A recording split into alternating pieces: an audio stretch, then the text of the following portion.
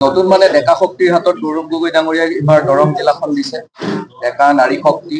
গতিকে নতুনক লৈ পেলাই আৰু সাংগঠনিকভাৱে নতুন নহয়, সাংগঠনিকভাৱে তেখেত কংগ্ৰেছ দলৰ লগত বহুদিনৰ পৰা জড়িত হৈ আছে। গতিকে সংগঠন যিহেতু জানে বহুদিনৰ পৰা সংগঠন কৰি আছে, গতিকে সকলোৰে লগত মিলি দৰং জিলাত আমাৰ অহা দিনৰ নিৰ্বাচনত 26ৰ নিৰ্বাচনত দৰং জিলাত আমাৰ 3টা সমষ্টি আছে।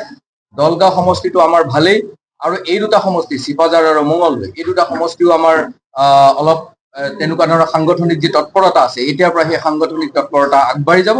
আৰু এই শোষণৰ বিৰুদ্ধে শোষণ কৰি থকা জাতি মাটি ভেটিৰ কথা কোৱা চৰকাৰখনে যি ধৰণে জাত পাতৰ ৰাজনীতি কৰি আছে, ধৰ্মীয় মেৰুকৰণৰ ৰাজনীতি কৰিছে, আচল যিটো উন্নয়নৰ ৰাজনীতিৰ ধাৰাৰ পৰা আঁতৰি পেলাই যি ধৰ্মীয় মেৰুকৰণৰ ৰাজনীতি কৰি পেলাই শোষণ কৰি আছে, এই অপশক্তিটোক আঁতৰাবৰ কাৰণে আমাৰ কংগ্ৰেছ দলৰ প্ৰত্যেকজন কৰ্মী, নেতা, নেত্ৰী, ৰিজুমণি তালুকদাৰৰ নেতৃত্বত অহা দিনত অসমৰ লগতে দৰঙতো আমাৰ ভাল ফল হ'ব। উচ্ছেদৰ ৰাজনীতি কৰি আছে তেওঁলোকে কেনেকুৱা ধৰণৰ, মই আকৌ আপোনালোকক কৈছো, তেওঁলোকে জাতি মাটিৰ ভেটিৰ কথা কৈছে। আপোনালোকে চাওক, এইখন চৰকাৰ অহাৰ পৰা একেবাৰে দিহিং পাটকাইৰ পৰা আৰম্ভ কৰি খিলঞ্জীয়া, য'ৰ পৰা আমি আহোম স্বৰ্গদেউসকলে চৰাইদেউ পাহাৰেদি অহা বুলি কৈছিল, এই দিহিং পাটকাইৰ পৰা একেবাৰে পাহাৰ টকলা কৰাৰ পৰা পাহাৰ টকলা কৰি এই জৈৱ বৈচিত্ৰ্য যিটো আমাৰ অসমৰ স্বকীয়তা, সেইটোক ম্লান কৰিছে। এই তাৰ পৰা আৰম্ভ কৰি আহক আপুনি ডিমা হাছাও, কাৰ্বি আংলং হৈ পেলাই একেবাৰে তৰালাংচু হৈ পেলাই আহি আপুনি চাওক আমাৰ ৰাভা এলেকা, পলাশবাৰীৰ পৰা বড়ো এলেকালৈ। তাৰ মাজত আপোনালোকে চাওক, গুৱাহাটীৰ মাজমজিয়াত খিলঞ্জীয়াসকলৰ ওপৰত বুলডজাৰ চলাই এসময়ত কি কৈছিলে যে গুৱাহাটীত থকা কৃত্ৰিম বানপানী নোহোৱা কৰি দিব। এতিয়া কৃত্ৰিম বানপানী নোহোৱা হৈছে জানো? তাত থকা মানুহসকলৰ তাততো কোনো তেওঁলোকে কোৱাৰ নিচিনা বাংলাদেশী মানুহ বহি থকা নাছিলে, অসমৰ খিলঞ্জীয়া মানুহ বহি আছিলে। আজি সেই খিলঞ্জীয়া মানুহসকলকো তেওঁলোকে খেদি পঠিয়ালে তাৰ পৰা বুলডজাৰ চলাই, অসমীয়া মানুহ। গতিকে এই যে উচ্ছেদৰ ৰাজনীতি তেওঁলোকে কৰিছে, আৰু জাতি মাটি ভেটিৰ কথা কয়, জাতিটোত থকা আমাৰ এই জাতিটো, অসমীয়া জাতিটো, সকলো জাতি উপজাতি আমি সকলোৱে পৰিবেষ্টিত এইখন শংকৰ মাধৱ, শংকৰ আজান, জ্যোতি বিষ্ণুৰ, লাচিত বৰফুকনৰ লগত থকা বাঘ হাজৰিকাৰ দেশ।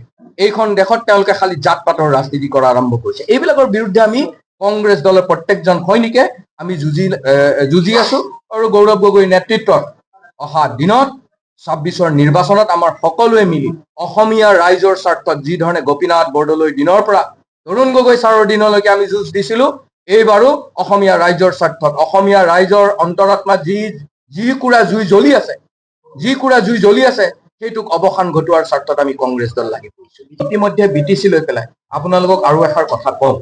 BTC লৈ পেলাই আপোনালোকে জানে, যেতিয়া তৰুণ গগৈ ছাৰৰ মুখ্যমন্ত্ৰিত্বৰ কালছোৱাত আমি BTC এলেকাত কি কৰিছিলো, আমি আমাৰ সংগঠন কংগ্ৰেছ দল এটা মহাশক্তি, ভাৰতবৰ্ষৰ অসমত ডাঙৰ শক্তি কংগ্ৰেছ দল, ৰাজনৈতিক শক্তি। এই ৰাজনৈতিক শক্তি কংগ্ৰেছ দলে আমি তৰুণ গগৈ ছাৰক BTCৰ সামগ্ৰিক উন্নয়নৰ স্বাৰ্থত বড়ো ভাইসকলৰ হাতত আমি সেই সময়ত আমি গোটেই ক্ষমতাটো অৰ্পণ কৰি আমাৰ সংগঠন তাত স্তীমিত কৰিছিল, আমাৰ পতাকা তাৰ পৰা নোহোৱা কৰিছিল। কিন্তু বিজেপি দল যিসকলে তেওঁলোকে জাতি মাটিৰ ভেটিৰ কথা কোৱা আৰু সৰু সৰু মানে দলবিলাকক কি ধৰণে নোহোৱা কৰিছে চাব। যেতিয়াৰ পৰা বিজেপি দল হাগ্ৰামা মহিলাৰ কান্ধত উঠি পেলাই আমাৰ বৰ্তমানৰ মুখ্যমন্ত্ৰী BTAD অঞ্চললৈ গ'ল, BTR অঞ্চলত গ'ল, তাত গৈ পেলাই আপোনালোকেও দেখিছে যে BTR অঞ্চলত বড়ো ভাইৰ মাজত 2টা ভাগ হৈ গ'ল, এফালে হাগ্ৰামা মহিলাৰী আৰু আনফালে প্ৰমোদ বড়ো। আৰু এতিয়া আকৌ এটা বড়ো ৰাজনৈতিক দলৰ জন্ম লৈছে প্ৰমীলা ৰাণী ব্ৰহ্মৰ নেতৃত্বত, আজি অঞ্জলি দৈমাৰীৰ নেতৃত্বত। গতিকে এই ভাগৰ ৰাজনীতি কৰি তেওঁলোকে তেওঁলোকৰ বিজেপিৰ পতাকাখন লৈ গৈছে। যিহেতু আমি সামগ্ৰিকভাৱে তাৰে ৰাইজৰ স্বাৰ্থত সেই সময়ত আমি আমাৰ ক্ষমতাটো তাৰ পৰা আঁতৰাই আনিছিলো, আৰু তেতিয়া কেনেধৰণে BTR অঞ্চলত তৰুণ গগৈ ছাৰৰ সময়ত টকা পইচা কেনেধৰণে গৈছিল, উন্নয়ন কি ধৰণে হৈছিল, তাৰে ৰাইজে তেতিয়া কৈছিল টপিং টু টপিং। খবৰ ল'ব আপোনালোকে BTR অঞ্চলত টপিং টু টপিং, তাৰমানে অকণমান গাঁত হ'ব নাপাইছিল, লগে লগে ৰাস্তা ঘাট পানী পদূলি ভাল হৈছিল। এইটো ক'ব খুজিছো যে বড়ো অঞ্চলৰ বড়োভাষী ৰাইজসকলে, BTR অঞ্চলৰ ৰাইজসকলে এই কথাবিলাক লক্ষ্য ৰাখি আছে।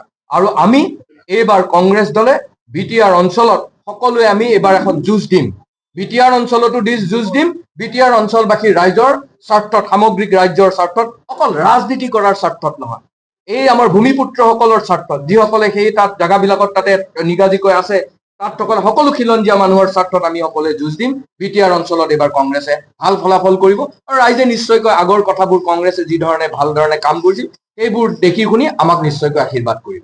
Thank U. দৰং জিলা কংগ্ৰেছ কমিটিৰ সৌজন্যত আয়োজিত আজি নৱনিযুক্ত সভাপতি ৰিজুমণি তালুকদাৰে আজি চেয়াৰ ল'লে। আহি অত্যন্ত ভাল লাগিছে ৰাইজৰ উৎসাহ উদ্দীপনা দেখি। আৰু ৰিজুমণি তালুকদাৰ যিটো উৎসাহ কাম কৰাৰ তেওঁৰ আগ্ৰহ, সেইটো আমি আগৰ পৰাই গম পাই আছিলো। এতিয়া দৰং জিলাৰ সমূহ কৰ্মকৰ্তাৰ উৎসাহ দেখি অতি আনন্দিত হৈছো আৰু আমি ঠিৰাং কৰিব পাৰিছো যে অহাবাৰ দৰং জিলাৰ তিনিওটা সমষ্টি কংগ্ৰেছ দলৰ অধিগ্ৰহণ হ'লে।